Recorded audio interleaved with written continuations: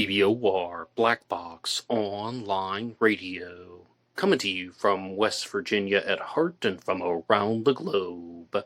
And hello, Nedheads. Hello, Black Box Battalion. Today is Thursday, another Dahlia Thursday. Welcome to the show. How's everybody doing? On Thursdays, I talk to you about the Black Dahlia murder, one of the most horrific crimes in American history. And in this episode, I will be doing the 7 myths of the Black Dahlia case. And you guys know the drill. You can hit the like button if you want, subscribe if you haven't, and drop a comment down below if you have something to say about the Black Dahlia murder, the murder of Elizabeth Short from 1947. And for larger things, you can send them to me at blackboxonlineradio@aol.com. And I am your host, Box Ned. In this episode, I will be talking about the 7 myths of the Black Dahlia, but I want to be very clear about something. I am a newcomer to this case, and here on Black Box Online Radio, I talk about other stories and unsolved mysteries, on Tuesdays about JonBenet Ramsey, on Wednesdays about Jack the Ripper, on Fridays about D.B. Cooper, and most famously, on Mondays about the Zodiac Killer. And out of all the cases that I follow here on Black Box Online Radio, this is the one where I am the biggest newcomer. So perhaps in a future episode, I might go back and say, all right, I said something in one episode, now I have a different understanding of the subject, and I am giving this disclaimer because I had to do that with all of the other series. Why? Because learning is an ongoing process. You don't just know everything from day one.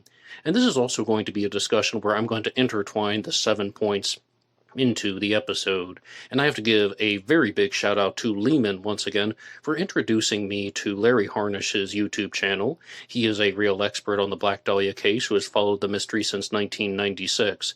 And I've been going through his Q&A sessions and AMA sessions, Ask Me Anythings, and he did a recent one where I was able to get into the live chat and ask some questions, and I'm going to be giving my responses.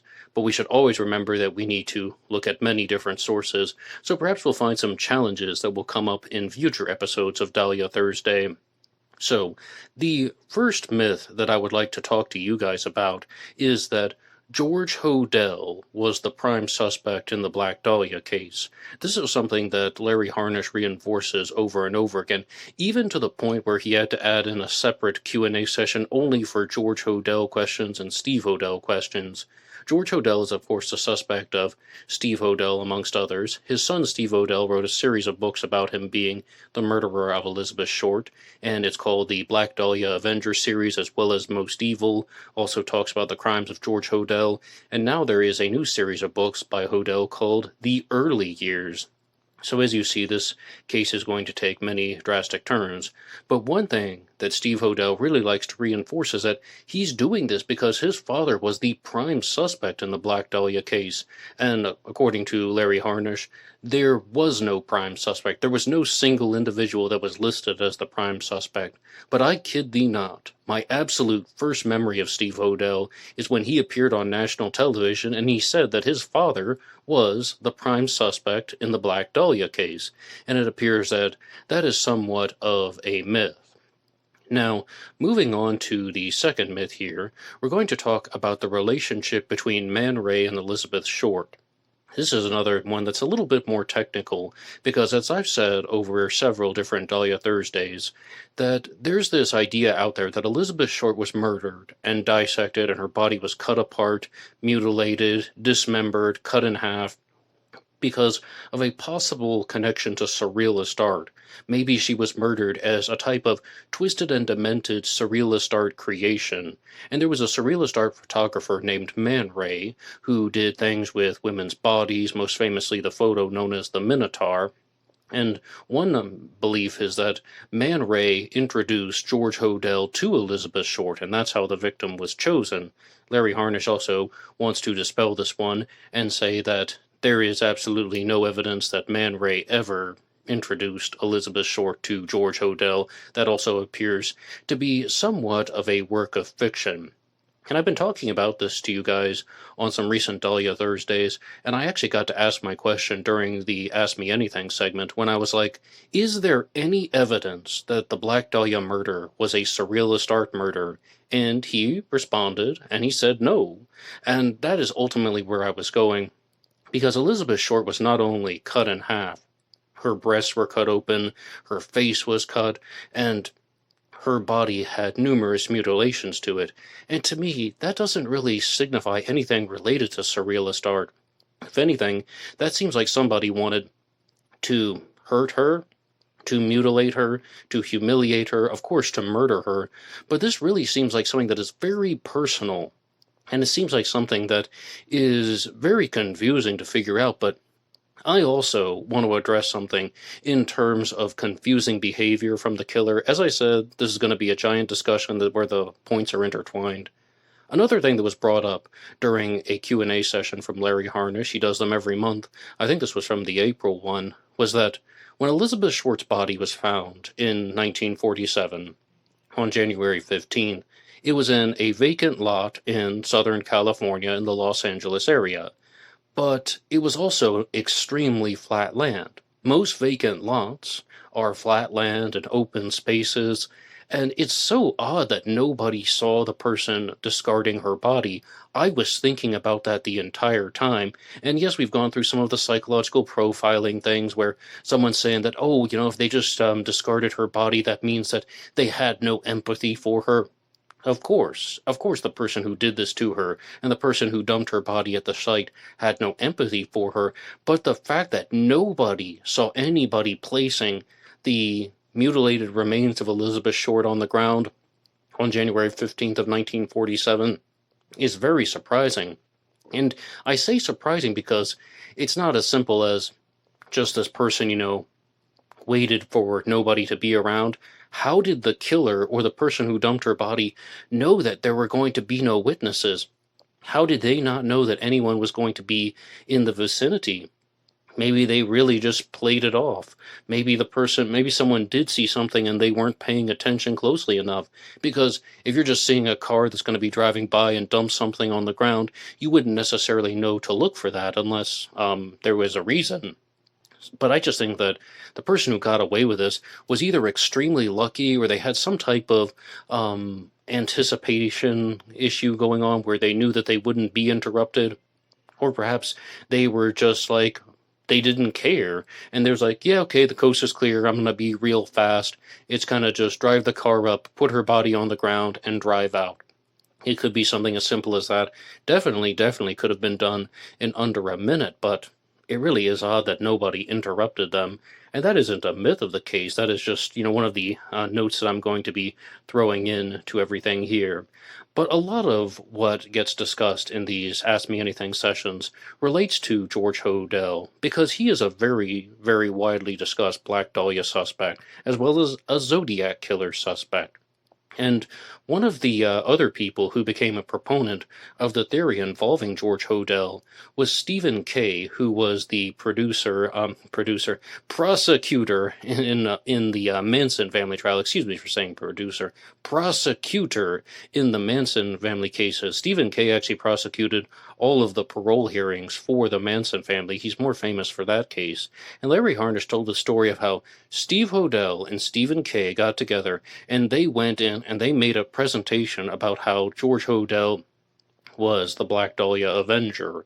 And this is something that I think goes so far beyond just contacting law enforcement and people from the district attorney's office. Stephen Kay went on national television and he said all of these things. That's how I learned about it.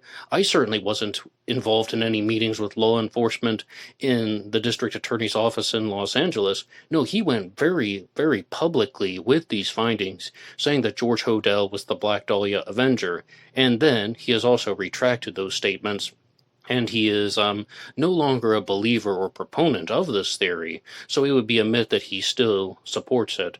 Now, those are all the basic things about George Hodel, as well as about some of the people that are surrounding his story. And if anything, it seems like the stories involving George Hodel are going to be a type of distraction, if you will, and we're going to see this later on.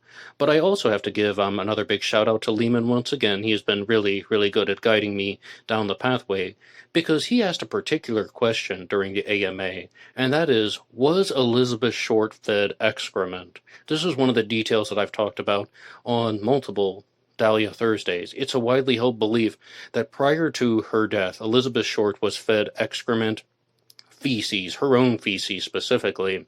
And during the, the most recent one, there was just a dismissal from Larry Harnisch. He said, no, that didn't happen. It was a myth created by John Gilmore. John Gilmore, of course, wrote the book Severed. However, that's not very satisfying, so I began going through his other videos, and in one, I think this was from the June 2025 AMA, he told the full story. Was Elizabeth Short fed excrement? And the ultimate answer appears to be no. What happened was her body was cut in half, and when her body was bisected, excrement from the large intestine went into her stomach, and she was not force-fed excrement at all. And when it was in her stomach, John Gilmore interpreted that as she was being force-fed this stuff. But he's like, the autopsy states that that's how was the source of the excrement in her stomach. And I've heard a lot of explanations for this. One of you guys in the comments section was even saying that she could have been anally raped, and then she also could have been orally raped, actually, and then that could have happened in succession, and then she could have ingested the excrement as a transfer. Well, it appears like it just slid up the tract and went into her stomach during the bisection, and I think that that's a very simple explanation. But John Gilmore's book has been heavily criticized, and I do not necessarily know if it's I'm going to have to read it for myself and try and make my own determinations. But one story that Larry Harnisch told was that he was a consultant with John Douglas for his book The Cases That Haunt Us. And The Cases That Haunt Us has a Black Dahlia section. That was the first true episode of Dahlia Thursday that I did, simply because it's a very widely available source, and I also have to admit that John Douglas is one of the most widely discussed individuals in the true crime world. And he said that he actually talked to John Douglas while he was working on that book, and then John Douglas actually put Larry Harnisch's observations aside and ended up using John Gilmore's book Severed as source material for The Cases That Haunt Us. And let's be clear, this book is, The Cases That Haunt Us does frequently cite the book Severed. John Douglas did not try to hide that. But ultimately, I think that I will just share with you guys my full experience with The Cases That Haunt Us, because it is perhaps the book that I've talked about more than any other book on this channel, with the exception of Robert Graysmith's Zodiac. And over the last 12 months, I read The Cases That Haunt Us, and I've gone through all the sections. There is a Dahlia section, but I'll start from the beginning. And that is that I heard the story that Rex Heuermann, the Long Island serial killer, had a copy of The Cases That Haunt Us. And some people were thinking, oh, maybe he was using that as a blueprint to commit murders, or like some type of manual, some type of training guide on how to commit murders. After going through the book myself, I don't see how you could have done that. It would have had to have been an indirect type of reference point for him to do that, to commit murders. And then my experience with John Douglas and his observations about true crime cases went like this. I don't know if this is a Dunning-Kruger effect, or maybe I'm just all over the map. But it was, I first started out by thinking, John Douglas must be the most overrated person in the history of true crime, because it seems like he's making these observations, and he has reasons for it. But he is the godfather of criminal profiling. He might even be the father of criminal profiling in some people's minds, definitely for the FBI, but criminal profiling doesn't have to be only done by the FBI. And at the same time, I understand why he makes the observations that he does, but at the same time, he's not using methods that can generate results with 100% accuracy. People dispute his findings all the time. I dispute his findings all the time. I'm not a criminal profiler. I'm not a criminologist or a psychologist. I'm just somebody who's reading his book and saying, wait, how did you come to that conclusion? Why did you come to that conclusion? So I started out by thinking that perhaps he was the most overrated person in the history of true crime. Then, as I went through the book The Cases That Haunt Us and explored all of the sections, I began to think, okay, I'll give him a lot more credit. He's definitely coming from a reasonable place. I already told you once, I could see where he was using a real thought pattern and a real set of points to try and come to his conclusions. And I was like, okay, I now see how this stuff is working out. That was when I went down into perhaps the valley of despair, then going up the slope of enlightenment. I began to just think, okay, yeah, maybe he's just the most overrated person in the history of true crime.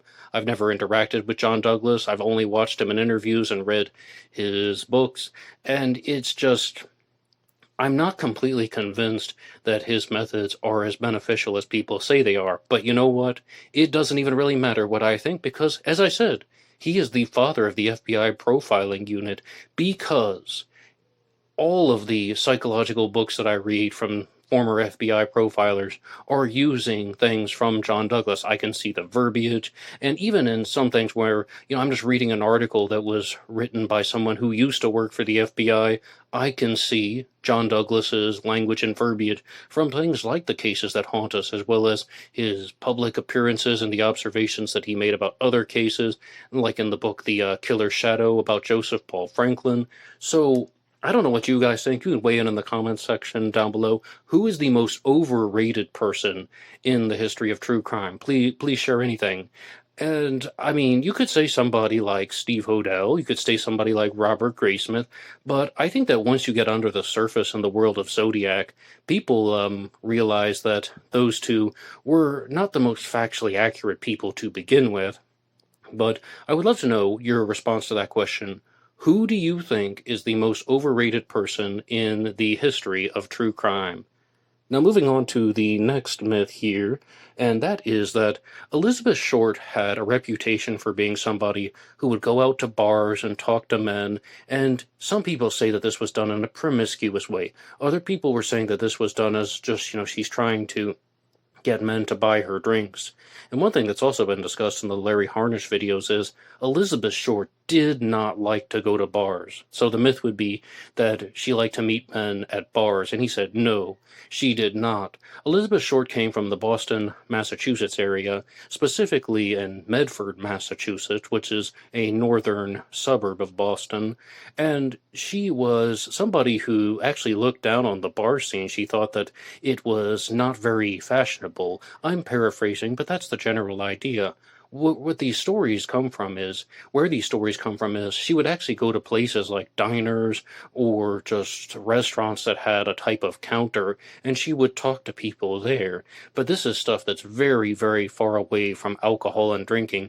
We're talking about diners with milkshakes and coffee and so on, and this is where she had her types of social activities. So I think that this is, a rather benign one, and I said from the very beginning, I don't care really what she did with men. She didn't deserve to be murdered, but if we're going to try and set the record straight and bring a little bit of clarity to the subject, I would love to know what you guys think. Please put your responses in the comments section down below. And then, this is a more important one, though. Number 6 on the list is that, and I really want you got your opinion on this, a myth is that all of the widely discussed Black Dahlia suspects should still be considered. That's the false statement. And then the challenge would be that all of the widely discussed Black Dahlia suspects have been cleared. Again, I'm citing the Larry Harnisch AMAs for this, meaning people like George Hodel, whom I just mentioned, people like Leslie Dillon, and last week I used Red Manley as the feature source material, the title feature for Dahlia Thursday. Red Manley was the last person to have seen Elizabeth Short alive. He gave her a ride and dropped her off somewhere where she said she was going to meet her sister. Now, Red Manley's alibi was that he was with his wife and he was with other friends and they were drinking and playing cards. So he had multiple people that could vouch for his whereabouts around the time of her murder.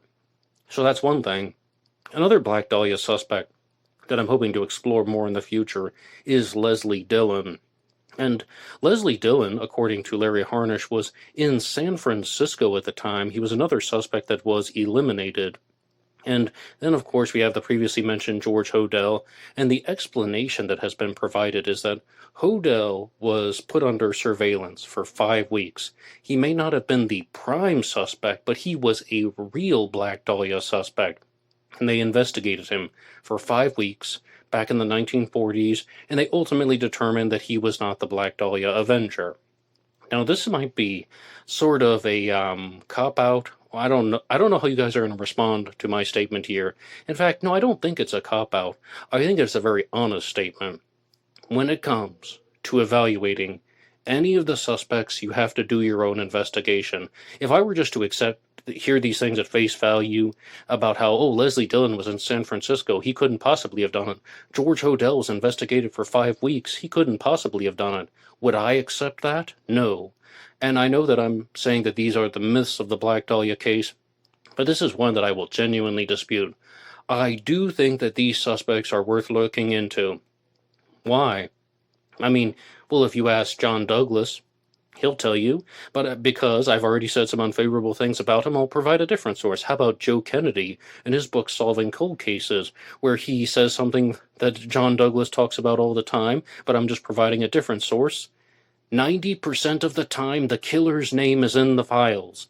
Maybe the suspect was examined and falsely cleared. I mean, just go watch an episode of Dateline or 48 Hours. Have you not seen this stuff before? That they've investigated somebody, and then they ultimately had to let them go due to lack of evidence.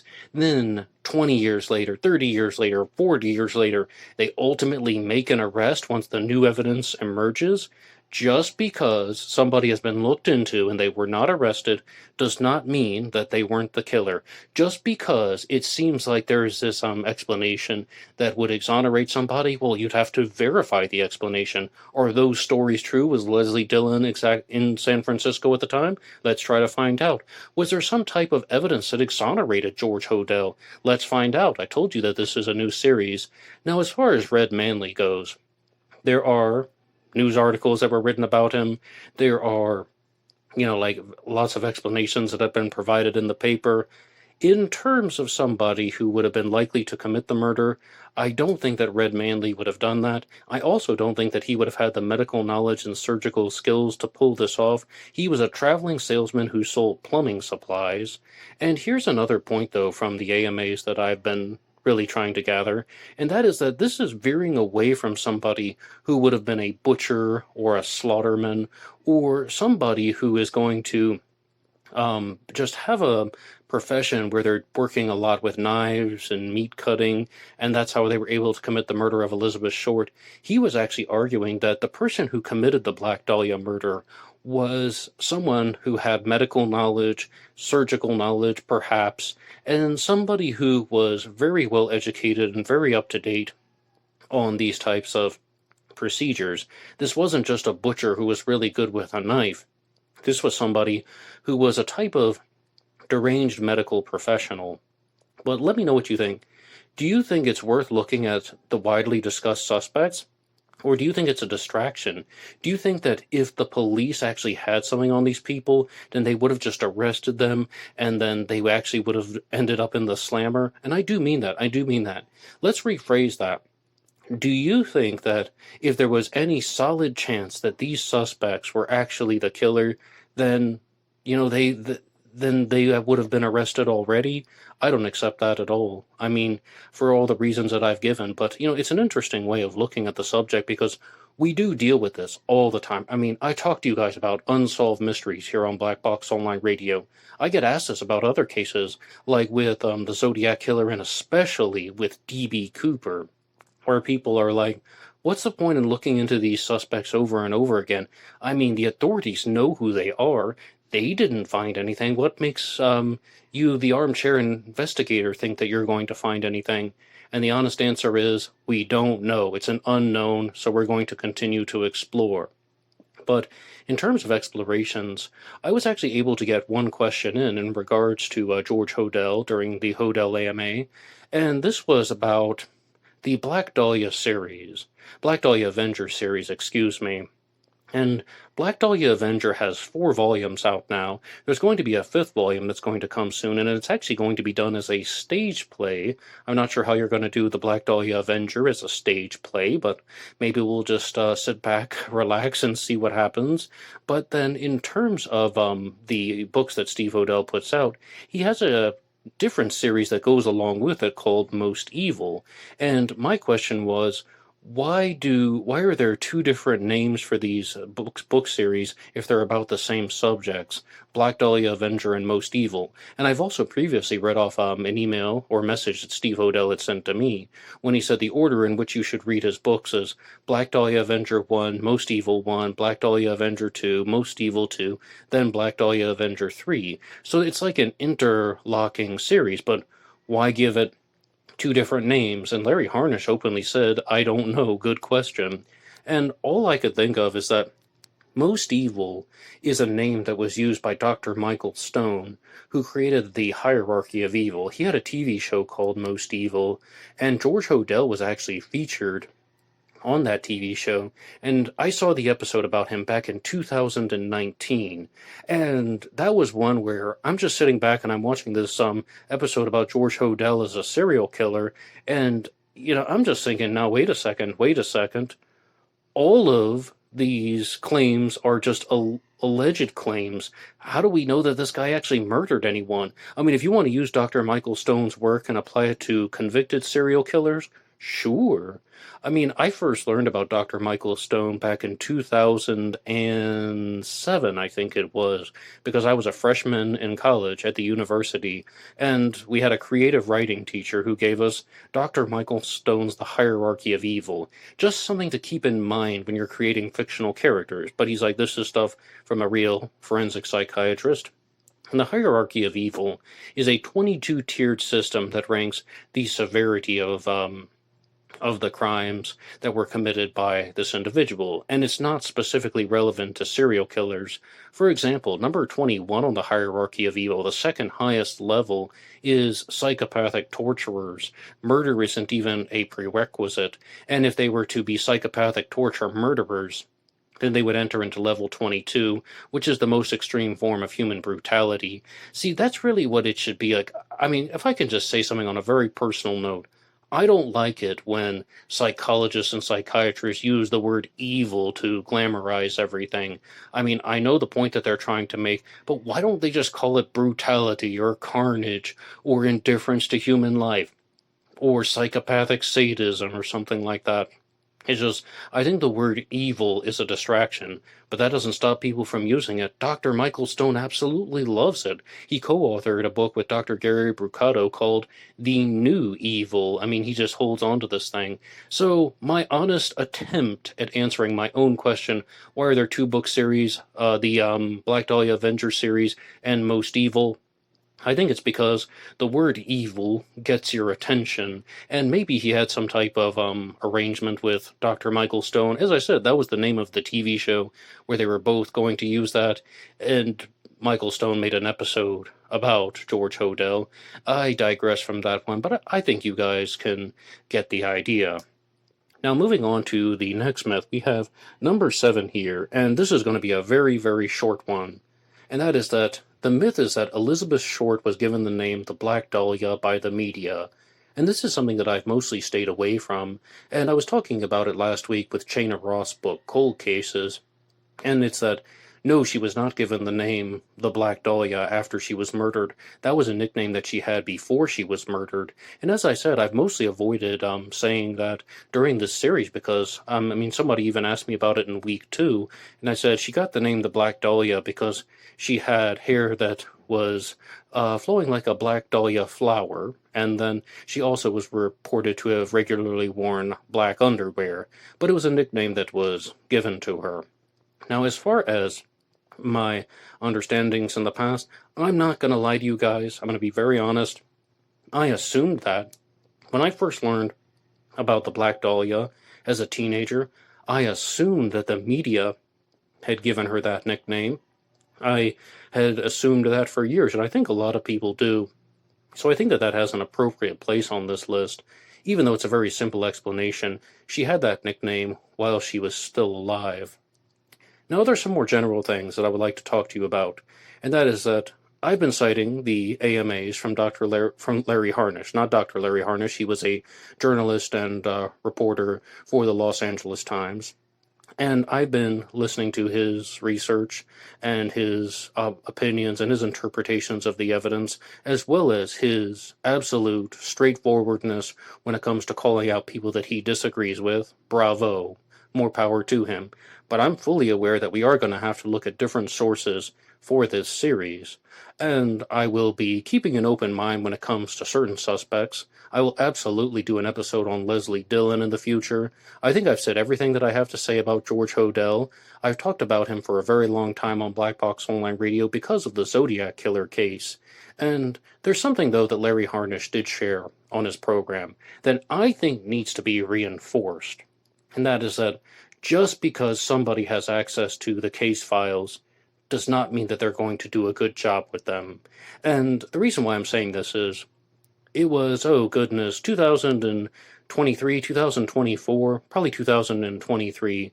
I was watching the Citizen Detective podcast, and Mike Morford of ZodiacKiller.net was one of the panelists, and they were discussing Steve Hodel and his Black Dahlia Avenger claims. And what he said was that we need to question Steve Hodel's credibility because he did an abysmal job with the Zodiac Killer mystery. And his other panelists on that program just said, no, he had access to the whole case file when it came to the Black Dahlia case. And I was just thinking, whoa. Absolutely, you should question somebody's credibility if they're doing something bad with one mystery. It doesn't mean that they're going to be perfect with another mystery. And Larry Harnisch has brought up numerous examples. And it's not just as simple as that. Like he even said, Pugh Eatwell wrote a book called Black Dahlia Red Rose, where reportedly she had access to the case file and the FBI files and the documents, and then she just decided to make her own story. And he openly said he would not put that book in his house.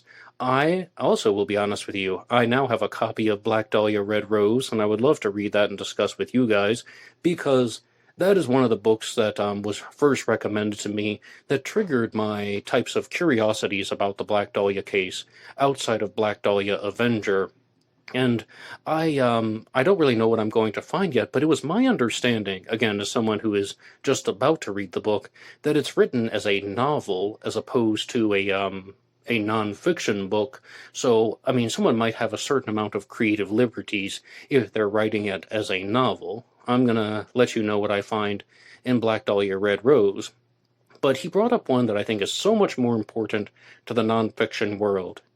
And that is that there is a book that is going to be written by Eli Frankel called Sisters of Death, where he says that this guy had access to the case file, and he only paid attention to information that was valuable to his hypothesis. Like, if something was not in line with what he was already thinking, he ignored it. It's like using safety scissors and cutting around the parts that you don't want. And I know that this guy's being honest because that happens time and time again. When you're looking at true crime cases, you will see that. You will experience that.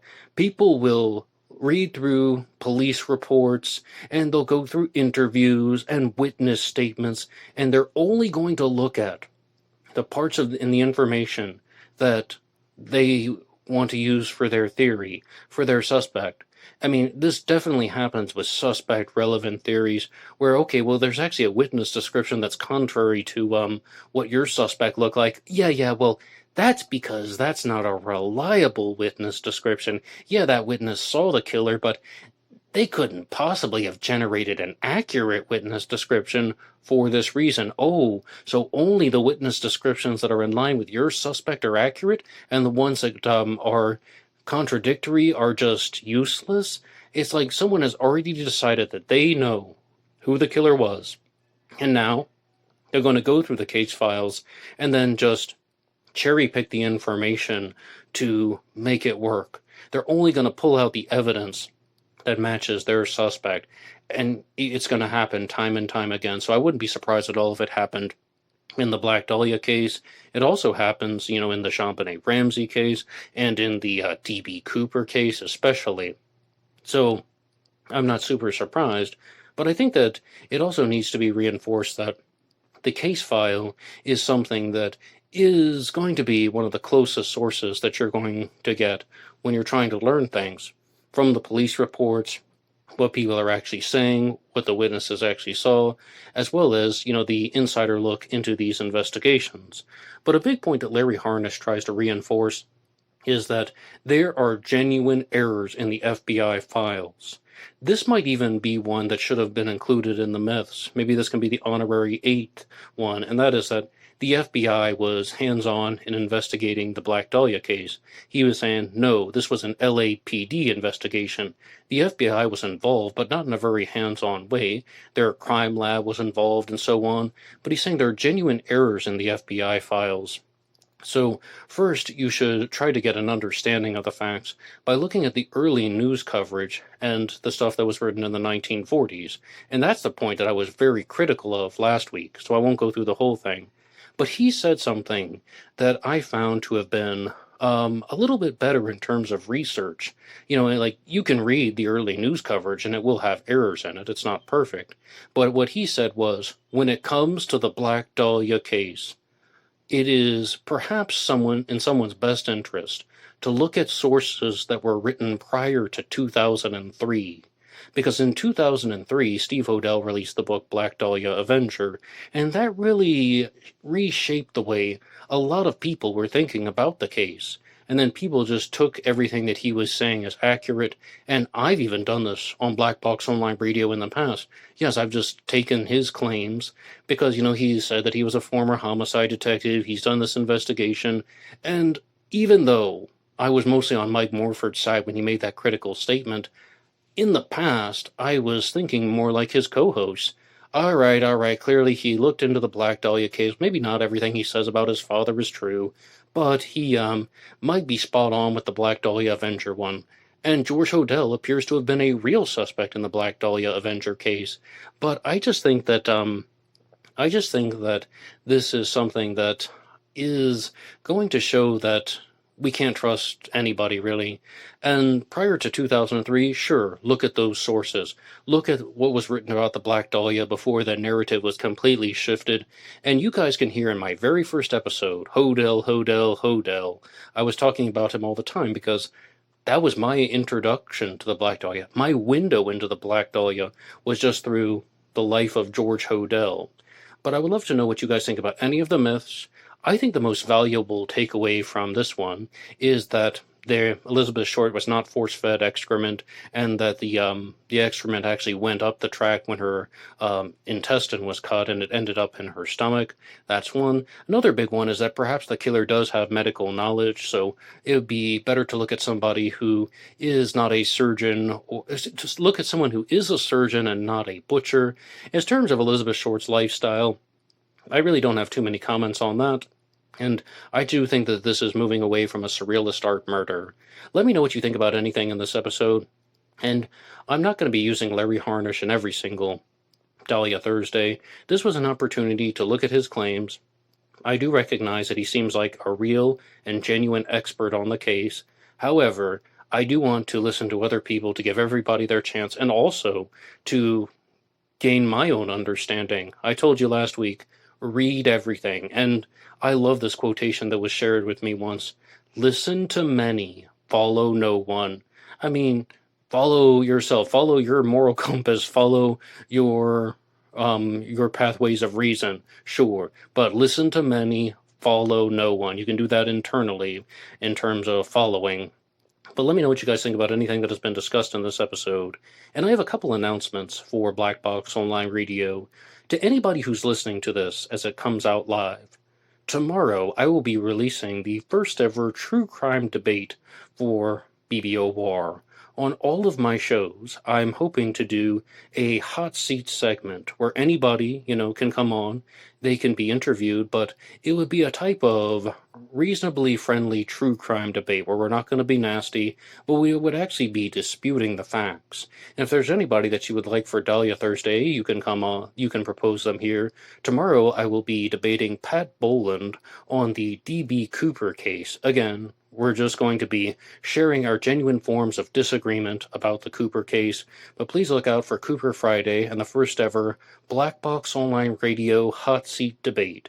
And this weekend, I will be releasing the audiobook for The White Horse and the Sun. It is a set of fiction that I created about the Zodiac Manson connection. Although everything has been changed, it's a completely fictitious story. But the final story in the White Horse Killer saga is called The White Horse and the Sun, and the audiobook will come out on YouTube. And if you want to support all of these efforts, you can go over to buymeacoffee.com, buymeacoffee.com/blackboxned88, and that allows you to make a donation or contribution to help support the show, and anybody who makes a donation will get a shout-out on Zodiac Monday. Until next time.